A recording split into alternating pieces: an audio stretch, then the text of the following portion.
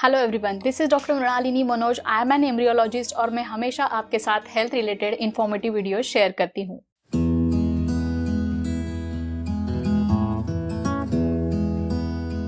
Ovulation के बारे में कई सारे वीडियोस हमने आपके साथ ऑलरेडी शेयर किए हैं। ओव्यूलेशन कंसेप्ट से ही जुड़ा हुआ एक प्रॉब्लम जिसके बारे में एक कमेंट हमने रिसेंटली रिसीव किया, जिसपे एक डेडिकेटेड वीडियो बनाना तो बनता है। So without any further delay, let's begin with another informative video। ये कमेंट आया था आमिर पठान जी की तरफ से। कमेंट था राइट MSF और लेफ्ट MSF, इसका मतलब क्या है?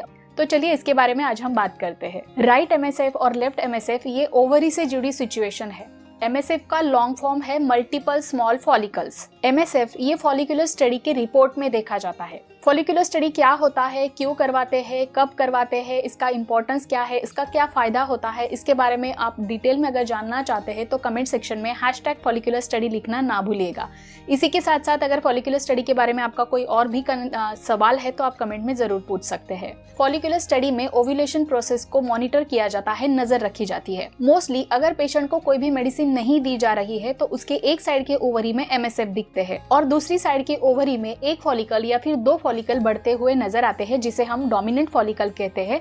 वही डोमिनेंट फॉलिकल आगे चढ़ के फुल्ली मैच्योर होता है, रप्चर होता है और उसी से ओव्यूलेशन प्रोसेस होता है। अब ध्यान से सुनिए, अगर आपकी फर्टिलिटी के लिए ट्रीटमेंट चल रही है, यानी प्रेगनेंसी रहने के लिए अगर आपकी ट्रीटमेंट चल रही है, तो पेशेंट को स्त्रीबीज बढ़ाने की दवाइयाँ यानी ओव्यूलेशन इंडक्शन दिया जाता है। ये दवाइयाँ दोनों साइड के ओवरीज पे काम करती है, जो कि एक्सपेक्टेड होता है। फॉर एग्जाम्पल, अगर किसी को IUI करवाना है तो उसको डे सेकेंड से कुछ दवाइयाँ शुरू कर दी जाती है ओव्यूलेशन इंडक्शन के तौर पे, जैसे कि क्लोमिफेन साइट्रेट या फिर लेट्रिजोल। ये दवाइयाँ 5 दिन लेने के बाद उन्हें फॉलिकुलर स्टडी करवाने के लिए हॉस्पिटल में बुलाया जाता है। कई हॉस्पिटल्स में 10वें दिन या फिर डायरेक्टली 13वें दिन पे भी ये फॉलिकुलर स्टडी करवाया जाता है। जब आपने अंडे बढ़ने के लिए दवाइयाँ खाई है और आपका फॉलिकुलर स्टडी का दिन है तो उस दिन यानी 10वें, 11वें, 12वें या 13वें दिन पे आपकी ओवरीज से, दोनों ओवरीज से या फिर किसी एक ओवरी से कम एक अंडा या दो अंडे बढ़ना शुरू हो जाना चाहिए, ऐसा एक्सपेक्टेड होता है। अगर दवाइयाँ खाने के बावजूद 10वें दिन पे, 12वें दिन पे फॉलिकुलर स्टडी में ऐसा नजर आता है कि दोनों भी ओवरी से एक भी फॉलिकल नहीं बढ़ा है, एक भी फॉलिकल ग्रो करना नहीं शुरू हुआ है, तो ऐसे केसेस में MSF यानी मल्टीपल स्मॉल फॉलिकल ऐसा रिपोर्ट दिखाया जाता है। यानी कि दोनों भी ओवरीज में कई सारे छोटे छोटे फॉलिकल्स है, ऐसा दिखाई देता है।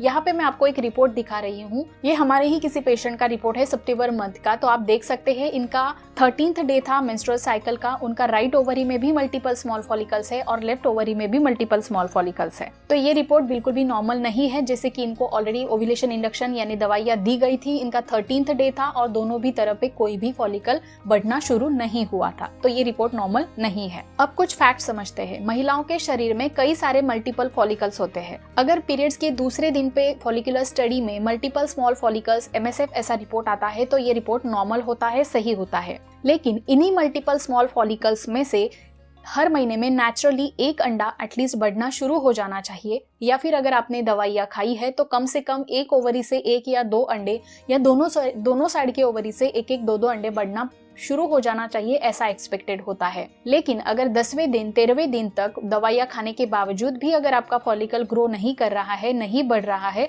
तो ये रिपोर्ट नॉर्मल नहीं मानी जाती है। क्योंकि 13th दिन हो चुके हैं, अभी भी अंडा बढ़ना ही शुरू नहीं हुआ है, तो वो फुल्ली मैच्योर कब होगा, रप्चर कब होगा और उसमें से ओव्यूलेशन कब होगा। और अगर ये वक्त पर ये सारी बातें नहीं होगी, ओव्यूलेशन वक्त पे नहीं होगा यानी स्त्रीबीज वक्त पे अवेलेबल नहीं होगा, तो प्रेगनेंसी कैसे ठहरेगी? स्त्रीबीज अवेलेबल ना होने की वजह से प्रेगनेंसी नहीं ठहरती है। अब आयरनी ये है कि कई लोग समझते हैं कि अगर ओव्यूलेशन नहीं हो रहा है तो इसका मतलब प्रेगनेंसी नहीं रहती है। तो जो लोग प्रेगनेंसी नहीं चाहते हैं, जो कपल्स प्रेगनेंसी नहीं चाहते हैं, वो ये समझते हैं कि अच्छा है कि ओव्यूलेशन नहीं हो रहा है, प्रेगनेंसी का झंझट ही नहीं है। लेकिन ये कंडीशन फीमेल्स के लिए ठीक नहीं होती है। ऐसे पेशेंट्स में हार्मोनल इम्बैलेंस दिन ब दिन बढ़ते जाता है, जिसके कई सारे साइड इफेक्ट्स उनकी बॉडी पे बाद में नजर आते हैं, जो कि बिल्कुल भी अच्छी बात नहीं होती है। इसीलिए हर महीने में ओव्यूलेशन होना बहुत जरूरी होता है। अगर इस वीडियो का मैसेज क्या है, इस वीडियो में से आप क्या लेके जाएंगे अपने साथ, तो मैं ये कहूंगी कि MSF क्या होता है। MSF यानी multiple small follicles.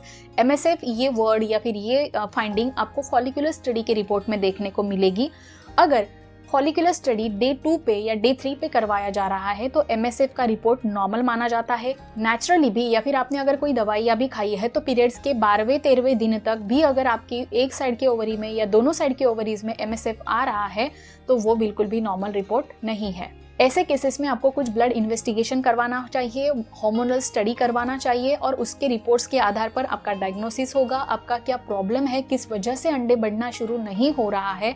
Mostly AMH की वैल्यू भी यहाँ पे देखी जाती है।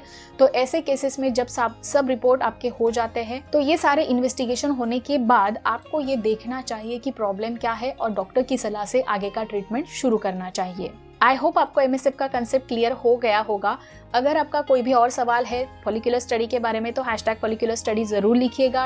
#ओव्यूलेशन भी लिखकर आपका ओव्यूलेशन का सवाल भी आप पूछ सकते हैं। कोई भी और ऐसा सवाल है जिसका जवाब आप मुझसे चाहते हैं तो कमेंट सेक्शन में जरूर पूछेगा, आपको जवाब जरूर मिल जाएंगे। अगर आप मुझसे बात करना चाहते हैं, 1-on-1 कंसल्टेशन करना चाहते हैं तो जी हाँ, स्क्रीन पर दिए गए नंबर पे आप कॉन्टैक्ट कर सकते हैं और अपना अपॉइंटमेंट बुक करके मुझसे 1-on-1 कंसल्टेशन पा सकते हैं। ये मेरे असिस्टेंट का नंबर है, मेरा पर्सनल नंबर नहीं है। ऐसे ही इन्फॉर्मेटिव वीडियोस को आप अगर हमेशा देखना चाहते हैं तो चैनल को सब्सक्राइब करना ना भूलिएगा। साथ ही साथ बेल आइकन पे क्लिक कीजिए, वहाँ पे ऑल नोटिफिकेशंस पे भी क्लिक जरूर करिएगा ताकि जब भी हम इन्फॉर्मेटिव वीडियो अपलोड करते हैं तो उसका सबसे पहला नोटिफिकेशन आपको मिल जाएगा। तो चलिए मिलते हैं हमारे अगले वीडियो में एक नए टॉपिक के साथ, एक नए कमेंट के साथ। तब तक के लिए अपना ख्याल रखिए, स्वस्थ रहिए और हमेशा हमारे साथ जुड़े रहिए बिकॉज हेल्थ इज हियर।